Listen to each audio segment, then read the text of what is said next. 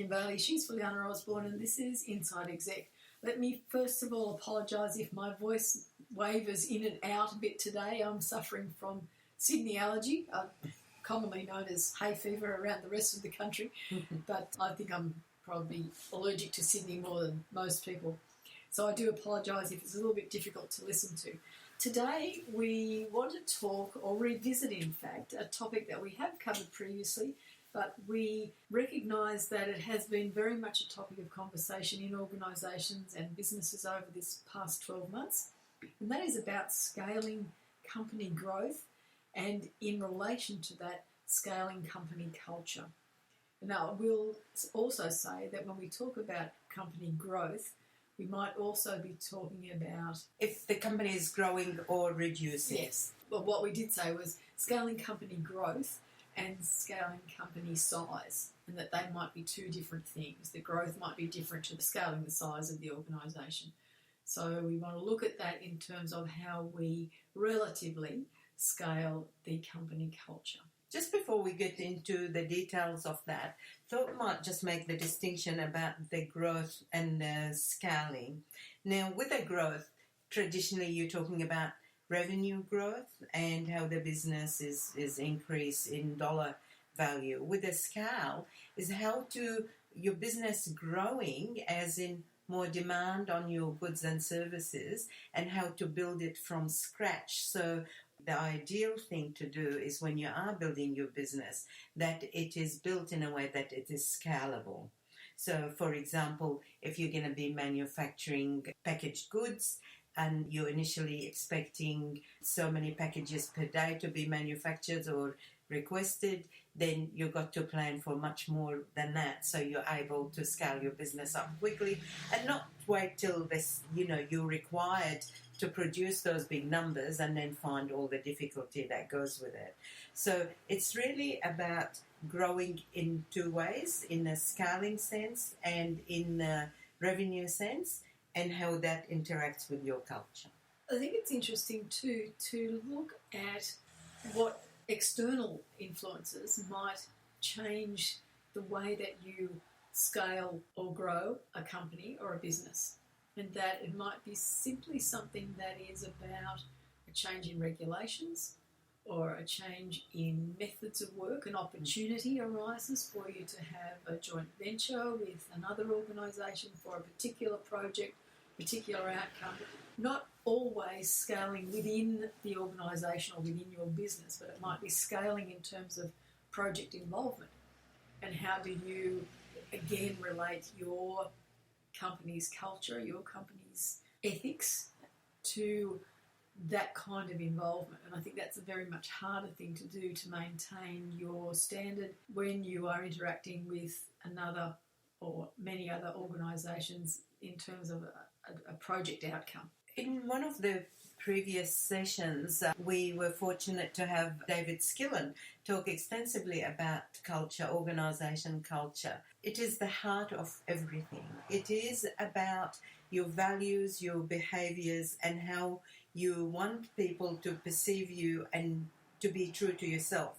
So whatever those company values are that will form your culture is something that you can't keep changing every time you change the scale or growth or reduction of your business.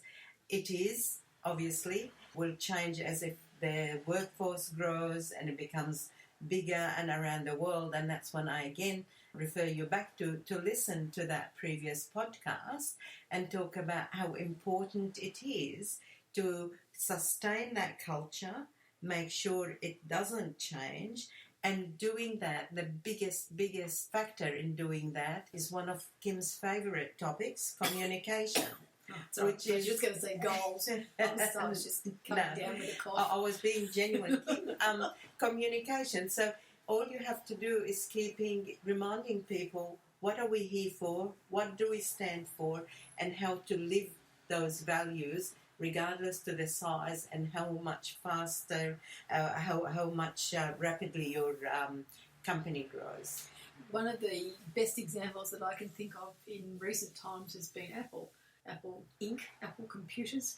Simon Sinek, who we have also reviewed at some point, has a basic premise about what happens when people buy what you do, what you produce. And he's adamant that people don't buy what you do, they buy why you do it.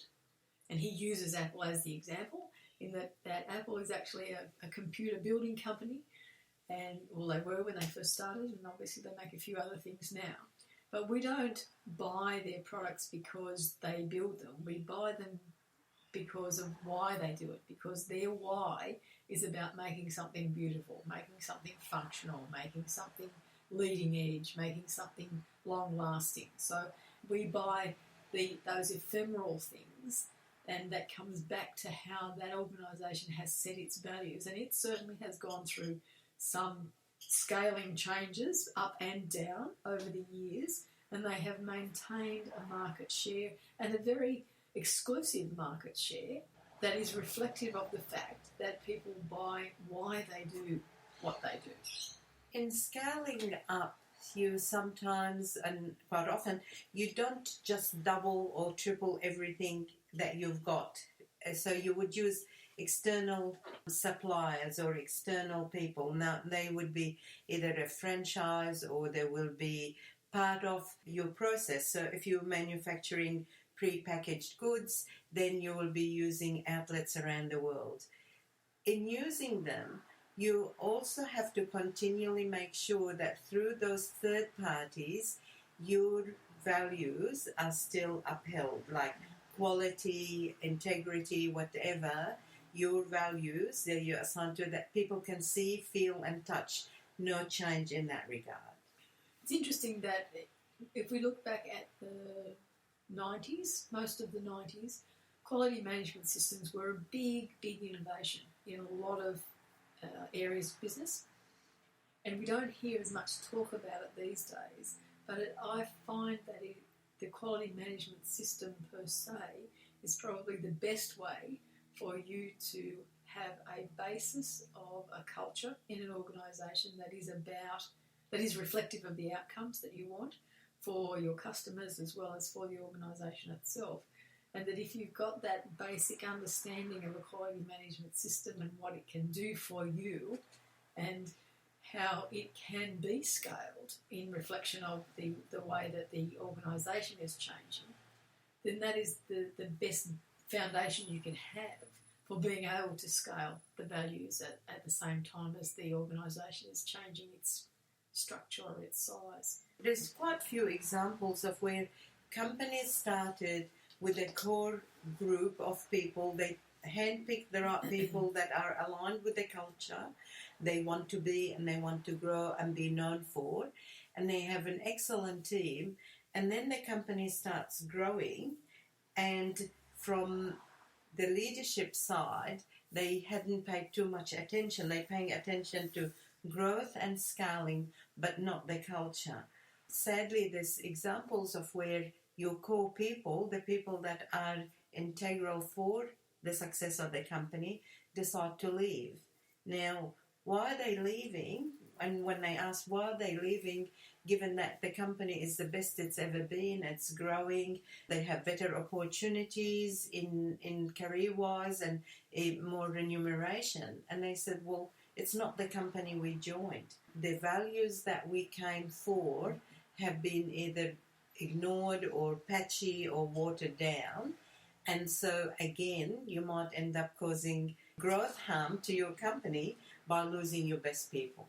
Interesting too to think of it from the other side. So when the culture changes, evolves, grows with an influx of new people or an influx of new opportunities or customers or whatever it is, and that the growth of those core values and the culture of the organisation, because they're two different things. The core values and the culture of the organisation are different. And so if we talk about culture, if the culture grows and the culture becomes positive and all-encompassing and owning of what is being done, that may well provide a growth result in the size of the organisation, because people start to value the organisation for what it does, or why they do it, I should say, and they then want to be part, the external people want to be part of that organisation, that other opportunities come that organisation's way because it is perceived as this kind of an organisation. And so the growth of the organisation might be driven by growth in the culture. Back to communication, then it's very, very important to keep communicating throughout any change, of course, and to, again, reconfirm and almost demand that the culture doesn't change, that if part of your culture is teamwork, supporting each other, helping each other grow, as well as producing high integrity goods with good pricing, etc., then you're doing that by communicating so people know what are they being measured against. Not just getting the sales in, not just getting the dollars in revenue, but in the way they do it. And the product is reflecting your company values. I think that I still struggle with being able to verbalise what company culture is and what core values are. And if you go right back to some of the early podcasts that we did, I struggled very definitely with core values and still do. Still don't like to see it up on the wall. I think that there's something in me that would like to think that organisations are able to communicate what their values are, what their core values are, and that in turn is reflected in the culture of the organisation without having to have it written up on the wall, without having to look at it every morning and salute the flag, so to speak. But I've yet to find anywhere that can do that successfully, and I think that it does come back to communication. It does come back to the core values being set in such a way that they can be communicated. I think that perhaps the pitfall in setting core values is that we want them to be lofty. We want them to sound like they are inspiring. And they're just words on a bit of paper unless you can relate them to the organisation and to the people that are part of the organisation so that it forms part of the culture. If we step away from the business arena and we look at countries and we look at constitutions, the constitution of a country should be its core values. How many of you out there have read the constitution of this country?